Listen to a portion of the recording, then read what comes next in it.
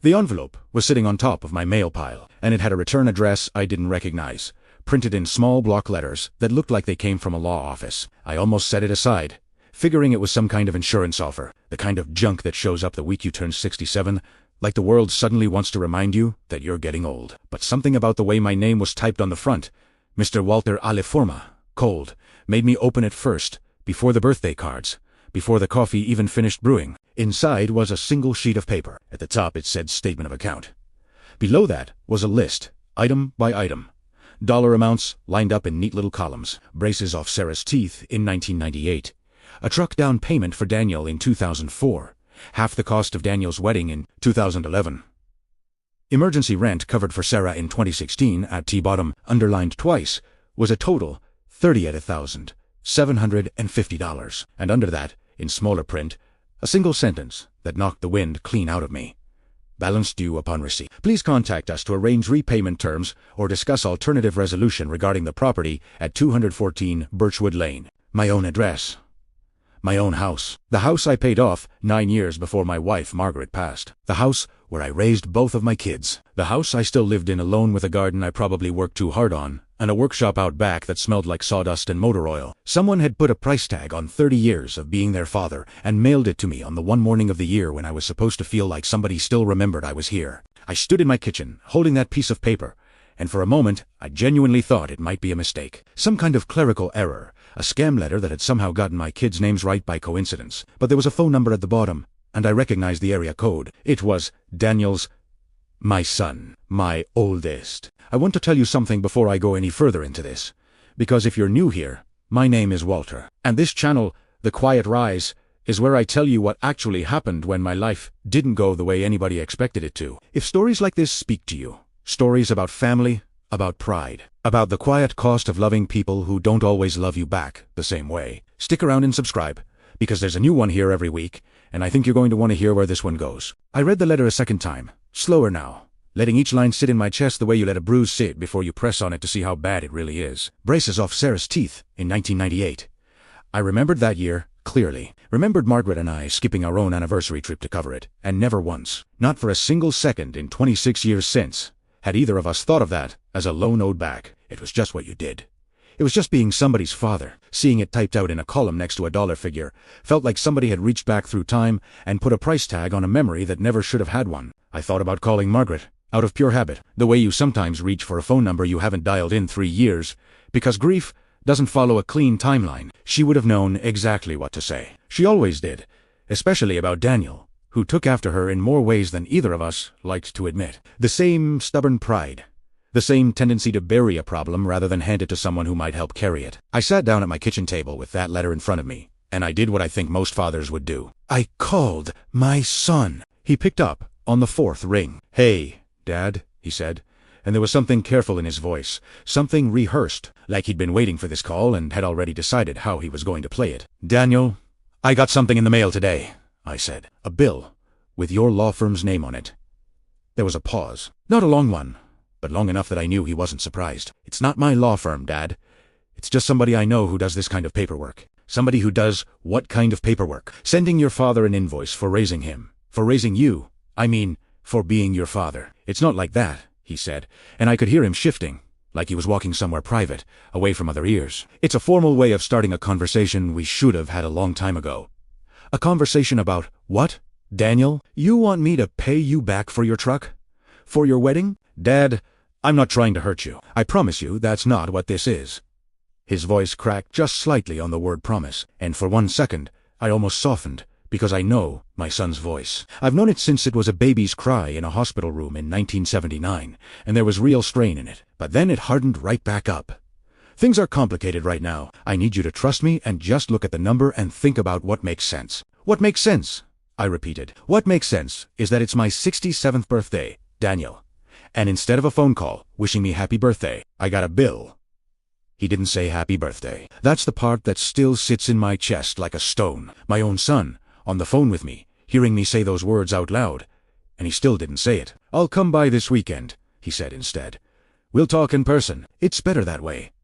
And then he hung up before I could answer. I sat there in my kitchen for a long time after that, the coffee going cold, The letter still spread out in front of me like evidence at a crime scene. I thought about calling Sarah, my daughter, but something told me to wait. If Daniel had sent this without warning me, there was a chance she didn't know about it either, and I didn't want to drag her into something before I understood what it actually was. Instead, I did something I hadn't done in longer than I cared to admit. I walked out to my workshop behind the house, the one Margaret used to call my hiding place, and I sat down on the old stool by my workbench and just stared at a half-finished birdhouse I'd been building for the church raffle. My hands were shaking a little, and I remember thinking, this is what it feels like to not recognize your own child's voice anymore. That night, Sarah called. "Dad, happy birthday," she said, and there was genuine warmth in it, the kind that made my throat tighten because it was such a contrast to the morning I'd had. "I'm sorry I didn't call earlier. Work's been a nightmare. How's your day been?" "Yalmost liad." I almost told her it was fine. Quiet, nothing special, but something in me needed to say it out loud to somebody who might actually be as blindsided as I was. "Sarah, did you know anything about Daniel sending me some kind of bill?" A statement, is what he called it. $38,000 for things like your braces in his truck and both your weddings. The silence on the other end lasted long, enough that I actually pulled the phone away from my ear to check the call hadn't dropped. "What?" she finally said. And it wasn't the careful what of someone caught off guard pretending not to know. It was the sharp what of someone who genuinely had no idea.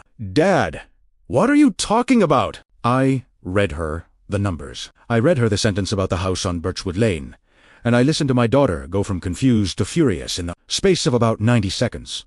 Her voice rising, cracking, somewhere between disbelief and anger. "He didn't say one word to me about this," she said. "Dad, I swear to you, I had no idea. Christine's been weird with me lately. Kind of distant. But I thought that was just... I don't know. I thought that was just Christine being Christine. This is insane. This is actually insane. Who does this to their father?" Christine. Daniel's wife. The name landed in my chest like a small stone dropped into still water, rippling outward. Because if I'm honest with myself, there had always been something about Christine that made me cautious. Some careful, calculating quality that I'd never been able to put a name to, and had never wanted to say out loud because she was my son's wife, and I didn't want to be. The kind of father who couldn't accept the person his child chose to love. "I don't know what's going on," I told Sarah. "He's coming by this weekend. Says he wants to talk in person." "I'm coming too," she said immediately. "I don't care what he says. I'm driving up Saturday." That gave me 4 days to sit with the letter, to reread it more times than I'd like to admit, to run my thumb over that underlined total until the ink started to smudge. 4 days to lay awake at 2 in the morning wondering what I had done wrong as a father that my own son thought the appropriate way to ask me for money, or to threaten me, or whatever this was through a piece of paper that looked like it belonged in a debt collector's file. On the second day, I did something I probably should have done first thing. I called my old friend, Ray Delgado. Ray and I taught at the same high school for almost 20 years. Me in the shop program, him coaching, wrestling, and teaching civics, and after he retired he went back to school at 58 years old and became a lawyer. Something about wanting a second act that actually challenged him. He specializes in elder law now, which is a phrase I never thought I'd need to know the meaning of, let alone need personally. "Send me a picture of it," Ray said when I told him what happened, and I could hear him already reaching for a legal pad on the other end of the line. "Walter, I want to be straight with you before I even look at it. What you're describing, a formal-looking bill for money spent raising a child, sent to a parent, referencing their home, that's a tactic. I've seen it before. More than you'd think. It's usually not really about the money on the paper. It's about softening you up for something bigger." "Something bigger, like what?" "Could be a lot of things. Could be they want you to sign the house over to avoid it going toward a nursing home someday. Could be somebody's in debt and panicking and looking for a way to justify asking their father for a lump sum without feeling like they're just asking. Could be somebody's advising them. A lawyer, a financial planner, somebody who told them this was a smart move and they didn't think through how it would land." He paused. "Has Daniel asked you to sign anything recently? Power of attorney, anything like that?" And that question stopped me cold. Because about 4 months earlier, Daniel had come by with a folder of papers, told me it was just some updated tax forms that his accountant recommended. For both of us, since we co-owned a small rental property together, a duplex we'd inherited jointly when my brother passed. I remembered signing where he pointed, trusting him the way you trust your own child, not reading every line the way I should have, because he was in a hurry and I was in the middle of replacing a faucet and I just wanted to get back to it. "He did," I said slowly. "A few months ago. I don't actually know what I signed." Ray went quiet for a second. "Walter, I want you to find that folder if you still have a copy, and I want you to bring it to my office tomorrow. Don't sign anything else.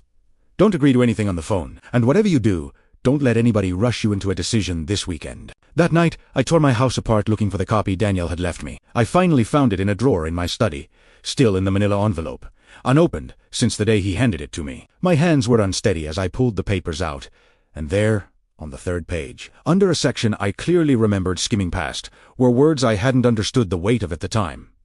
Durable power of attorney. Financial decisions in the event of incapacitation, or at any time upon activation by the designated agent. The designated agent was Daniel. I sat at my kitchen table with that document spread out in front of the birthday letter, side by side, and for the first time I understood that this wasn't a misunderstanding. This was a plan. Somebody had been building toward something for months, and the bill I'd received wasn't the beginning of it. It was just the moment I'd finally been let in on it. That night, I barely slept. I kept the two documents on my nightstand, the letter and the power of attorney. Like if I looked at them enough times in the dark, they'd somehow rearrange themselves into something less frightening. Around midnight, I gave up trying to sleep altogether and drove over to the duplex Daniel and I co-owned, the one my brother Earl left us jointly 6 years earlier. I hadn't been out there in months, ever since Daniel had offered to handle the tenant relationships and the paperwork himself, telling me it would save me the hassle since I was still grieving Margaret at the time and didn't need one more thing on my plate. I sat in my truck outside that building for a long while, engine off, just looking at it. 2 units, both occupied, porch light on in the left one where the young couple with the baby lived. I remembered signing something about the duplex too,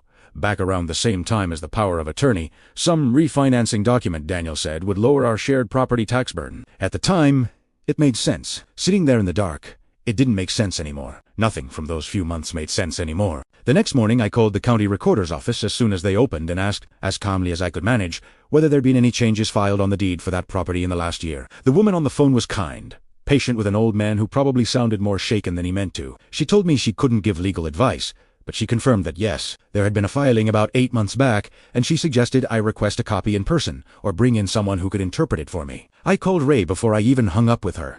"Bring that too," he said. "Whatever's in that filing, I want to see everything at once, not piece by piece. Piece by piece is how people miss the pattern." I brought everything to Ray's office the next morning. He read through it carefully, his glasses pushed up on his forehead, occasionally letting out a small sound, not quite a word, just a note of concern. "This is drafted properly," he said finally. "Whoever wrote this knew what they were doing. It's not fraudulent. Walter, your signature's valid. You signed it willingly even if you didn't fully understand what you were signing. But it gives Daniel a lot of power over your finances. More than you'd probably want him to have, especially combined with a document like this bill, which reads to me like an attempt to establish, on paper, a reason he might feel entitled to move against the equity in your home." He picked up the copy of the deed filing I'd gotten from the county recorder and read through it slowly, his jaw tightening as he went. "This is the more concerning piece.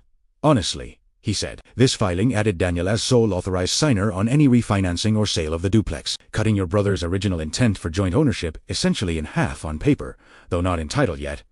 It doesn't transfer ownership outright, but it positions him to move quickly on that property without your sign-off, if he ever needed to.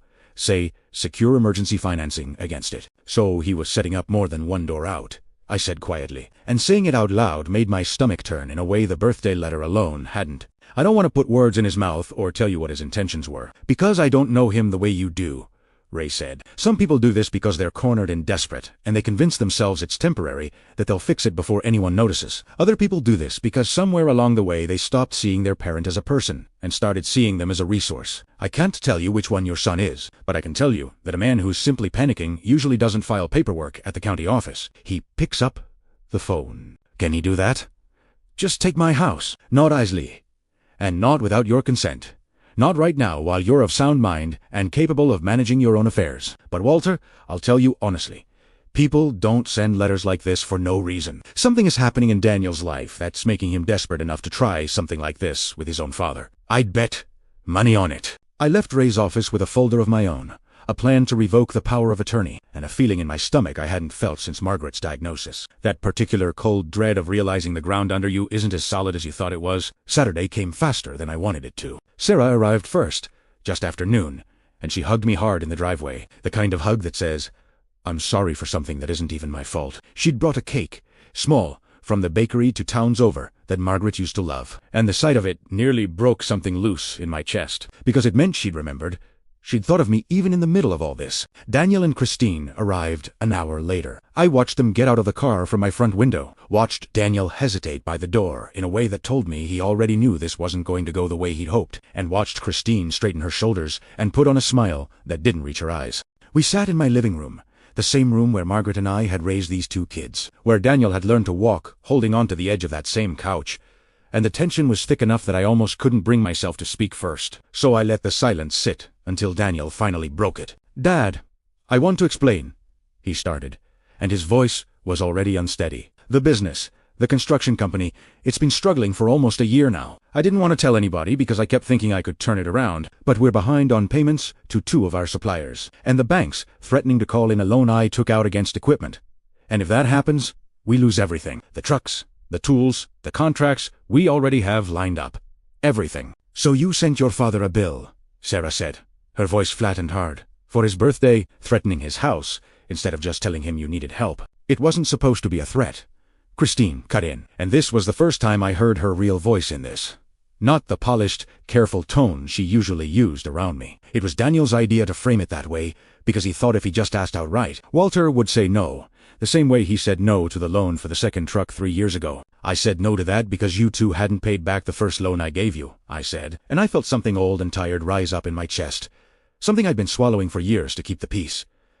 "I'm not a bank, Daniel. I never wanted to be a bank. I wanted to be your father." Daniel's eyes were wet now, and for just a moment I saw the boy he used to be, 12 years old, standing in this same room after he'd wrecked his bicycle trying to jump the drainage ditch behind the school, more scared of my disappointment than of the scraped-up knee bleeding down his shin. "I know," he said, barely above a whisper. "I know that's not fair to you." I panicked.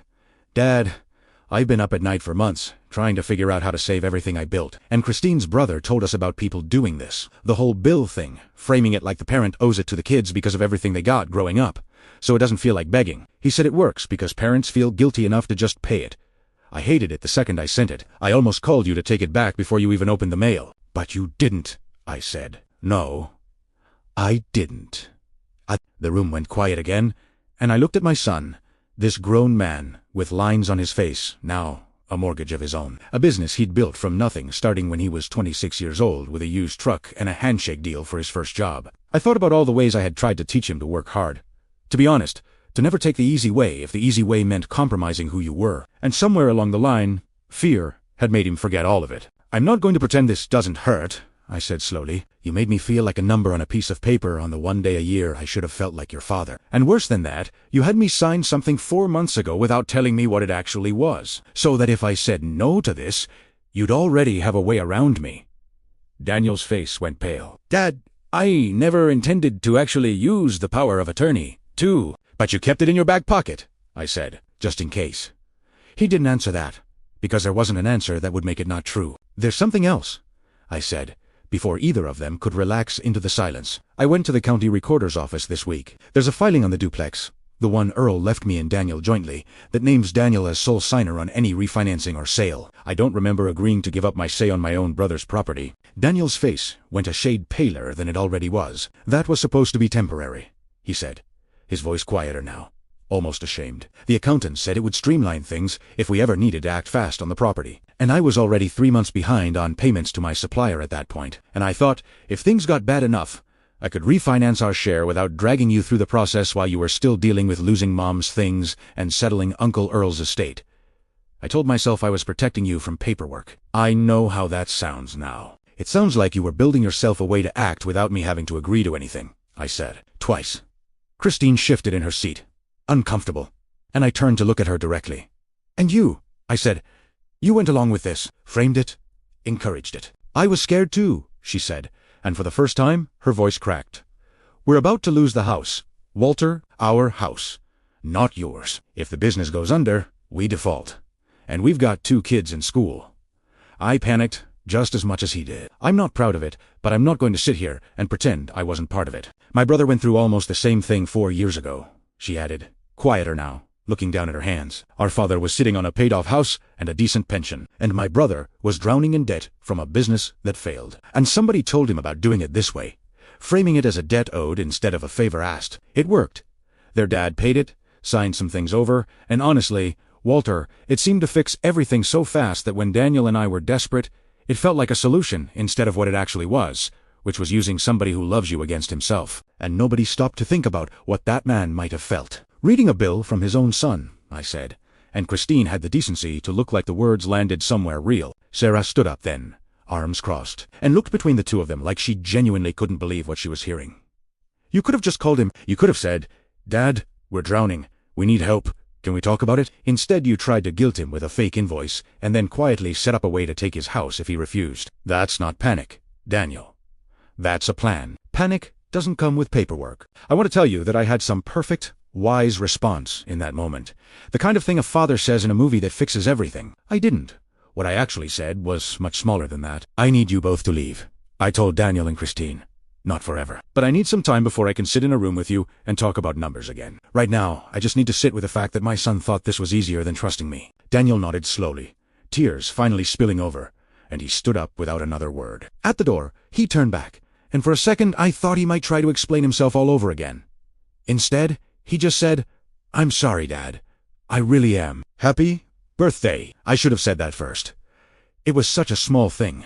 4 words, 5 days too late. But something in my chest loosened just slightly when he said it, because at least it was honest. After they left, Sarah and I sat at the kitchen table with the cake she'd brought, and we didn't light candles or sing anything. We just sat there quietly, and after a while, she reached over and put her hand on top of mine. "You didn't do anything wrong, Dad," she said. "Whatever's going through your head right now, blaming yourself for how he raised out, that's not on you." "I keep thinking about all the times I gave him money without asking questions," I said. "The truck. Half the wedding. I thought I was being generous. Maybe I was teaching him that if he panics, Dad will always find a way to make it disappear. Or maybe he's a grown man who made a bad decision under pressure. And that's just his to own," she said. "You can't carry every choice he makes for the rest of your life." In the weeks that followed, I didn't hear much from Daniel. A text here and there, short, careful, like he was testing whether I'd respond. I didn't ignore him, but I didn't rush back into the relationship the way I might have a month earlier either. Ray helped me revoke the power of attorney properly, filed the paperwork, made sure everything was airtight, and for the first time in a long while, I felt like I had solid ground under my feet again, even if my chest still ached every time I thought about that letter. About 3 weeks after the birthday that wasn't, I got a call from Daniel, and this time his voice sounded different. Steadier, less rehearsed. "Dad, I met with a business counselor," he said. "Sarah, actually. She found the program. Some non-profit that helps small contractors restructure debt instead of just folding.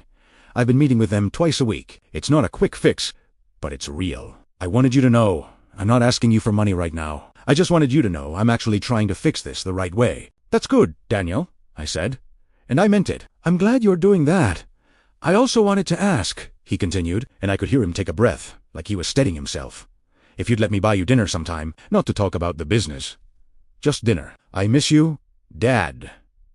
I thought about it for a moment, turning the offer over in my mind, and then I said yes, because holding a grudge forever wasn't going to give me back what that letter took, and because somewhere underneath all my hurt, I still loved the boy who used to fall off his bike and cry harder about disappointing me than about the pain in his knee. We had dinner 2 weeks later at a diner we used to go to when he was in high school, back when Margaret would send us out on Saturday mornings so she could have the house to herself. He looked tired but lighter somehow. Like a weight had shifted even if it hadn't fully lifted. He'd lost a little weight, and there were new lines around his eyes that hadn't been there at Christmas. The kind of lines that come from too many nights doing math in your head instead of sleeping. We talked about small things, mostly, at first. His kids, how my grandson had started asking for a treehouse, and Daniel didn't have the first idea how to build one safely, which made me laugh for what felt like the first time in weeks, and offered to come by that weekend and show him. The weather, a fishing trip, he wanted to plan for the following spring. Up at the lake where I used to take him and Sarah every August, before the business got so demanding, he stopped finding the time. He asked about my woodworking, whether I still had Margaret's old rocking chair out in the shop, the one I'd been meaning to refinish for years and kept putting off, because it felt like touching something that still belonged to her. Neither of us brought up the letter directly. Not for most of the meal, but I could feel it sitting there at the table with us the whole time. The way an old injury makes itself known in certain weather, even when you're not thinking about it. Near the end of the meal, as we were waiting for the check, he set his fork down and looked at me. "I've been thinking a lot about what Sarah said," he told me, "about panic not coming with paperwork.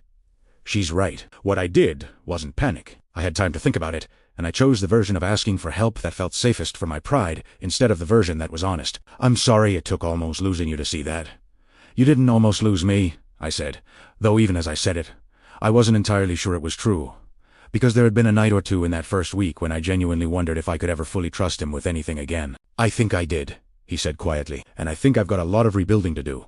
Not just with the bank. I didn't have a neat, tidy answer for him in that moment, because healing doesn't work on the kind of schedule that makes for a satisfying ending. I told him I appreciated him saying it, that I loved him no matter what mistakes he'd made. But that trust wasn't something I could hand back over just because he'd apologized. It would take time, consistency, him showing me through actions rather than words that the man across the table from me was the son I raised, and not the fear that had briefly taken his place. He nodded, and I think, for the first time since this whole thing started, he actually understood what I meant, instead of just accepting it as a consequence he had to sit through. A few months after that dinner, Daniel asked if he could bring his kids by on a Saturday. My grandkids, 11 and 8, who I hadn't seen quite as often as I would have liked during the months I'd needed distance from their father. We spent the whole afternoon in my workshop, sawdust everywhere, the two of them arguing over whose birdhouse looked more like an actual house. And at one point, my granddaughter climbed up on the stool beside me and asked, in that blunt way only an 8-year-old can manage, why she hadn't seen me as much lately. I didn't want to put any of the ugliness of that year onto a child, so I just told her that her dad and I had needed some time to talk through a few grown-up things, the way people sometimes do, and that we'd figured it out. She seemed satisfied with that, mostly because she was more interested in getting the roof of her birdhouse to sit straight. But Daniel cocked my eye over her head, and there was something in his face, gratitude maybe, or relief, that told me he understood exactly what I hadn't said in front of her. The duplex situation got resolved properly too. Ray helped me file the paperwork to restore joint signing authority the way Uncle Earl had originally intended, and Daniel signed off on it without a single word of resistance, which told me more about how far he'd come than any apology could have. We talked about selling that property eventually, splitting whatever equity was left evenly, the way Earl would have wanted. But we're in no rush now. There's no fear driving the decision anymore. Just two people figuring out what makes sense together. It's been almost a year now since that birthday. Daniel's business made it through. Barely restructured with a payment plan that actually makes sense. No more late-night panic. No more back-pocket paperwork. He calls me every Sunday now, something he never used to do.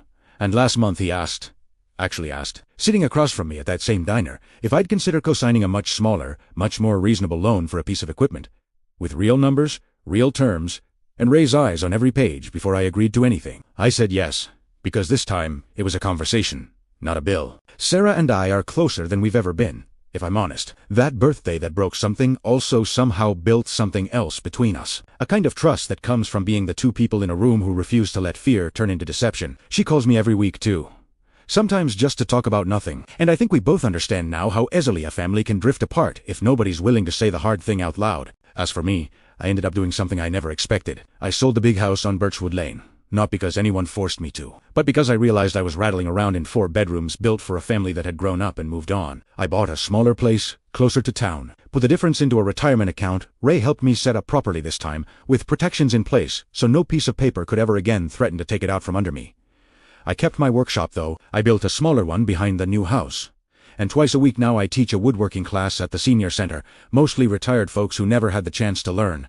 And there's something about watching somebody build their first birdhouse at 70 years old that reminds me why I loved teaching in the first place. There's a man in my woodworking class, Herman, 74 years old, who told me a few weeks back that he'd never built anything with his hands in his life because his own father used to tell him he was clumsy, that he'd only ruin good lumber. Watching him finish his first toolbox, running his fingers along the joints he'd cut himself, sanded himself, I thought about how much of what we carry as adults gets handed to us before we're even old enough to know we're being handed anything at all. Daniel didn't learn to handle fear by asking for help honestly, because somewhere along the way, maybe from me, maybe from the world, he learned that admitting you're drowning is weaker than finding a clever way around it. I think about that more than I think about the money now. I think about what I might have taught him without ever meaning to. I think about that letter sometimes.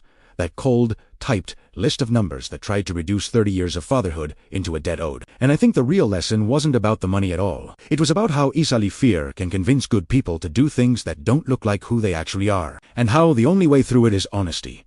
Even when honesty is late. Even when it's messy. Even when it comes wrapped in an apology that should have come sooner. Sarah still calls every week, sometimes just to talk about nothing at all. A new recipe she tried or a movie she watched, and I've come to understand that those small, ordinary calls are exactly what family is supposed to feel like. Not statements of account, not careful negotiations, just two people who trust each other enough to talk about nothing important. I turned 68.